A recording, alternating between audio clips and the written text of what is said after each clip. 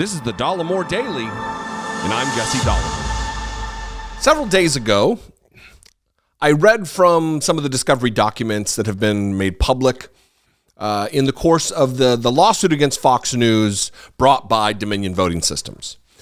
And as part of that, I talked a little bit about and read a couple of excerpts from an email from a woman that this entire conspiracy theory that Fox News has been peddling provided.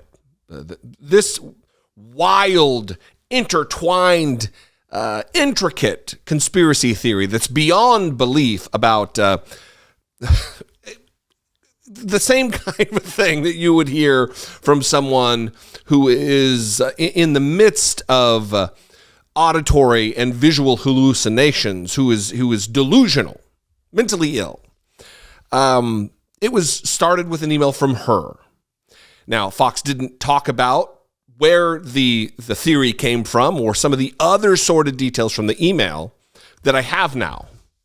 I have the whole email, and I'm going to read not everything because it's, like I said, it's just a meandering, what you would expect from someone who is in the throes of mental illness and delusion. In fact, I'm not even going to give her last name that appears here on the email from the court documents. Marlene, we'll just refer to her as, because she is clearly delusional. She's clearly suffering from some kind of mental illness, and that is beyond her control. We don't need to dox her or out her or cause a problem for her. But it is important because a media outlet, a news, they're not news, but a news outlet ran with this story, damaging the credibility of American democracy in an effort to get Donald Trump back in office, and they ran with this. So I'm not going to read the entire email, but I am going to read the most wild paragraphs here. It's just the last few paragraphs where it really goes off the rails, and it's the part that Fox News didn't tell the audience about. All the other intertwined conspiracy theories they talked about, other than like biometrics and money and how to Jared Kushner taking 3% cut off the top of all political donations and a bunch of stuff like that. But this, I believe, is the most wild that you would be interested in. And it really is the most important because it's the part that Fox News didn't say. It's the part that Fox News should have discounted everything after having read this. First of all, the email was sent to Sidney Powell, Tom Fitton from Judicial Watch, and Lou Dobbs from Fox News. And this email was forwarded to Maria Bartiromo by Sidney Powell and then distributed from there throughout Fox News land. Here's where it gets a little weird. Little is doing a lot of heavy lifting there. As an aside, I'll throw this out there just because it's so interesting and related. SCOTUS Justice Antonin Scalia wasn't accidentally shot during a hunting trip on John Poindexter's Texas ranch. This is me here. He wasn't accidentally shot. He died in his sleep at age 79 years old. He was so old and weak and frail that he needed a rotator cuff operation on his shoulder, and his surgeon, his doctor, recommended he not get it because he was too weak to undergo surgery for his shoulder. Conspiracy theories notwithstanding, he was an old man who died likely in his sleep of a heart problem.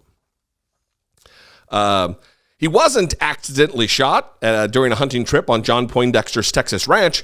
He was purposefully killed at the annual Bohemian Grove Camp, a club for members of the Mega Group, during a week-long human hunting expedition. Never accept an invitation to be a guest at that camp ever. Well, I should say not. That being said, who am I and how do I know all of this? Not only that, but also the several pages that preceded this. I spent most of my career, 15 plus years, as a successful technology analyst and expert in the field of nanotechnology, which touches on everything. I was superbly accurate with my forecasts and ideas. Always thought I was just a really gifted that way. I always thought I was just a really gifted that way, I guess. And I'm not reading it incorrectly. It's just written poorly. But it's turned out to be a bit more than that. Here we go. I've had the strangest dreams since I was a little girl. Most were just odd. Others were clearly predictions. Over time, they became more vivid and more interactive. About 10 years ago, an event took place that seemed to amplify these abilities by vastly more than an order of magnitude. Although the most vivid dreams, quote unquote, take place while dozing, they're not normal dreams. But I'm not sure the Native American term visions really fits either. It's more like time travel in a semi-conscious state, and all senses are involved. But that's not all. When I'm awake, I see what others don't see and hear what others don't hear. There's a movie, Thunderheart, in which the Native American sheriff explains it best to an FBI agent who is just learning to tap into his Native American heritage. He tells him to, quote unquote, listen to the wind. That makes sense to me, Marlene writes. Stranger still, I was in a car accident in 1992 and something took place that I've never been able to explain. Tell me more, Marlene.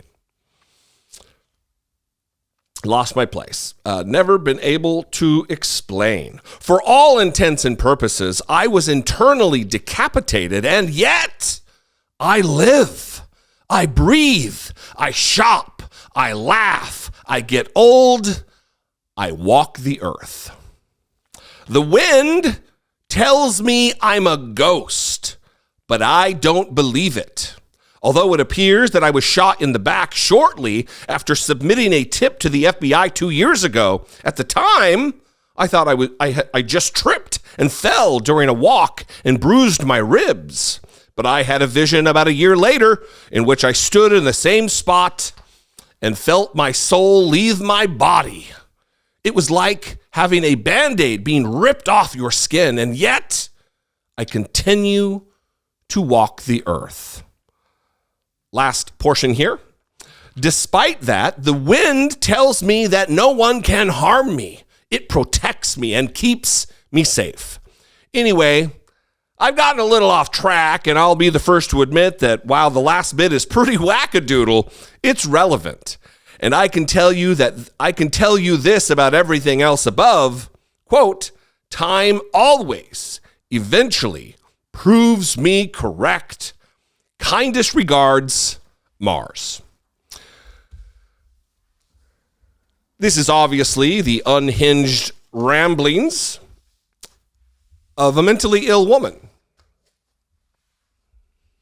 And Fox News converted her unhinged, unbelievable claims, the ramblings of a mentally ill person, converted them into a conspiracy theory to promote.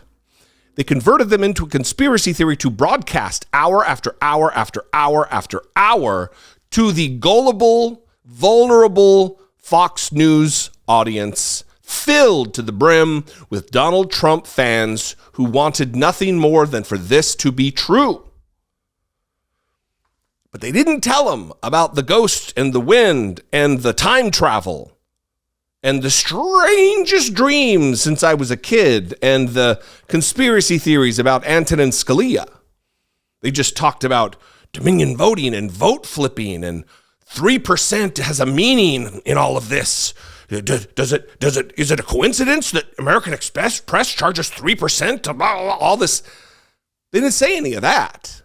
They just went with the parts of this particular conspiracy theory that fit their narrative, that fit what listeners, viewers, audience members wanted to hear, so they could gain that audience back that they had lost to Newsmax and OAN and other outlets. Fox News is dangerous. And again, I will repeat my call, and I would have you repeat it. No Democrat should be appearing on Fox News. It serves no one any good. They are not a news outlet. Even to call them a propaganda outlet is really doing a lot of work. They are a dangerous organization that is driven by profit with no concern for the end of American democracy. It is self-evident that that is the case. Anyway, share this video. I haven't heard anybody reporting on the contents of this email in its fulsome nature, and this needs to be known. Rupert Murdoch and the rest of them are trash. They are working in opposition, actively working in opposition to end American democracy, in opposition to the country. What do you think? I'd love to know. You can call. Leave me a brief voicemail, 714-576-4054. Of course, you can email me daily at dollemore.com. I'd love to hear from you. Follow me on social media. I'm at Dollemore, just about everywhere. And if you appreciate what I do, you want to help produce my work, you want to help support what I do here, click the join button below. Find out wherever it is, on whatever device you're using, and look into becoming a channel member. For $2 a month, you can help produce what we do here. Or you can go over to patreon.com/IDoubtIt podcast. I love you guys. I appreciate you.